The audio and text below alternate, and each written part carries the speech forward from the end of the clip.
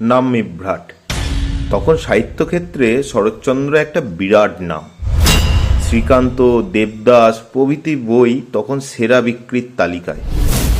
সেই সময় শরৎচন্দ্র চট্টোপাধ্যায় নামে আর এক লেখকের আবির্ভাব হয়।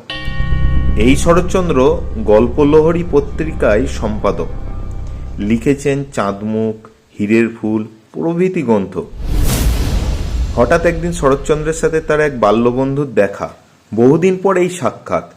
শরৎচন্দ্র বন্ধুকে বললেন, কি হে, চিনতে পারছো না বুঝি? আমার নাম শরৎচন্দ্র চট্টোপাধ্যায়।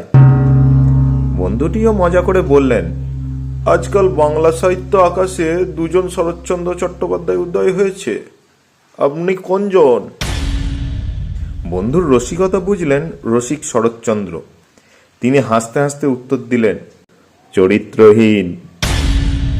উত্তর শুনে বন্ধুটি তো হেসেই ফেললেন।